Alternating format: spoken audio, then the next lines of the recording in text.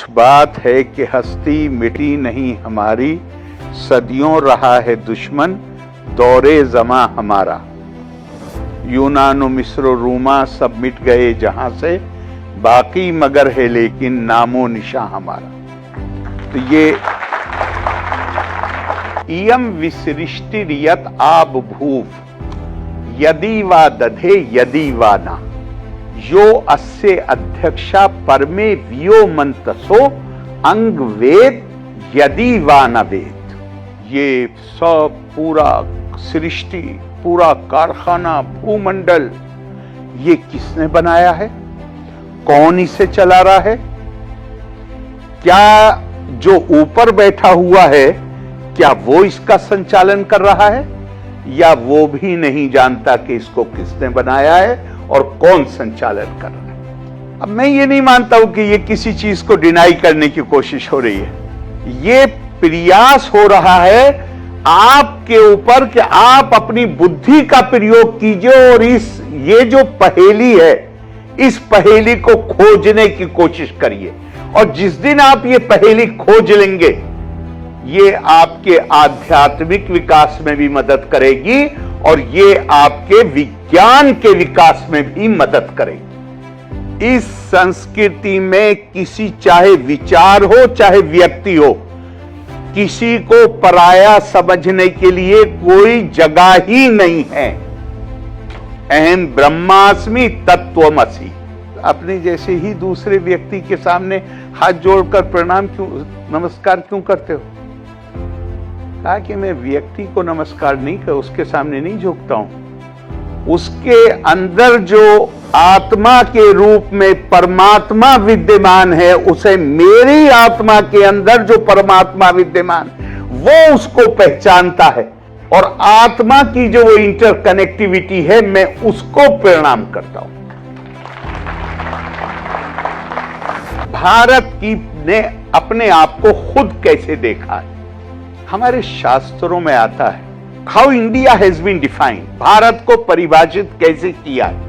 भारत को परिभाषित किया है, उत्तरम यत् समुद्रस्य हिमाद्रि चैव दक्षिणम वर्षम तत् भारत नाम भारतीयत्र संतति।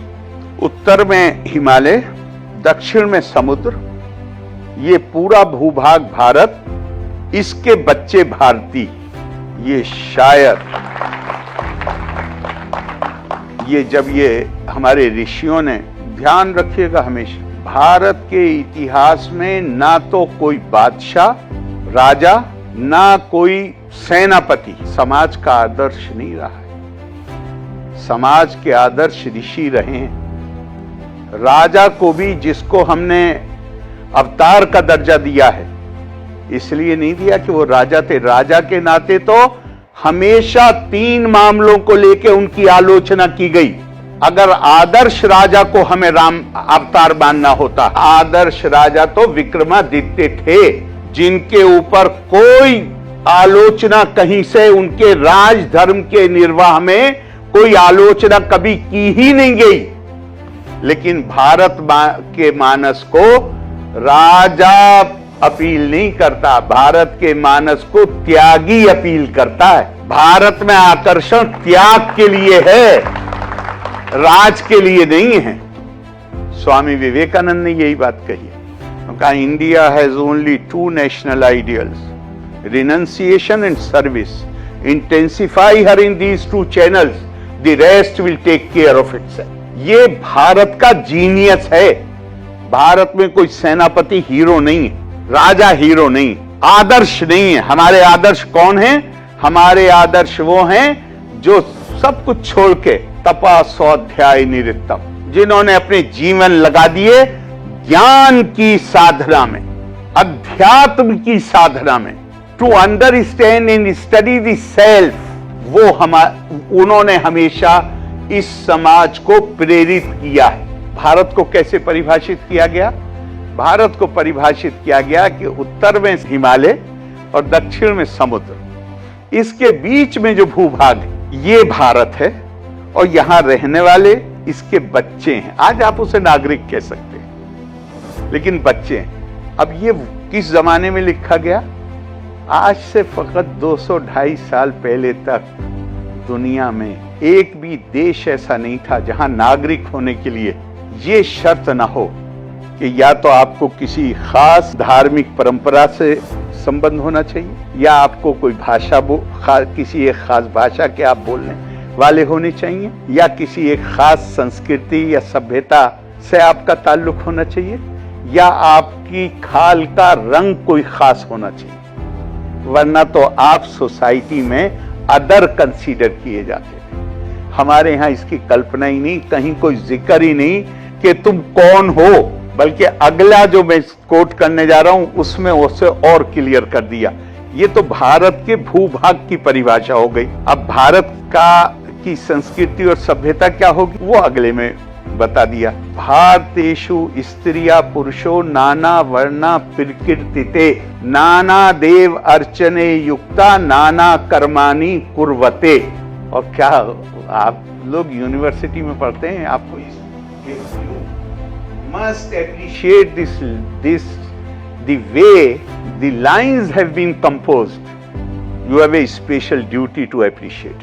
दुनिया में अभी चंद सालों से शुरू हुआ है महिलाओं को पहले संबोधन करना, वरना पुरुष प्रधान जगत था पूरा ये।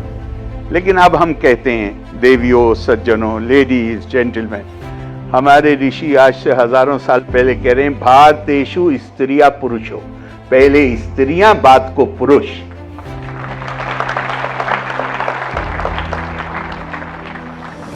इनका संबंध विभिन्न वर्णों से है। अब आपके ऊपर है, आप वर्ण को चाहे रंग लगा लीजिए, चाहे जो भी आप जैसे भी इंटरप्रेट करना चाहें, चाहे उनका रंग, चाहे उनकी नस्ल, जो भी आपको समझना हो वो आप समझ लीजिए। ये अलग अलग विभिन्न वर्णों से, वर्ग नहीं कह रहा हूं, वर्णों से इनकी या तो कह रहे हैं कि खालों के रंग अलग है, या कह रहे हैं इनका ओरिजिन अलग है, या हो सकता कह रहे हैं ये अलग अलग काम धंधा करने वाले लोग।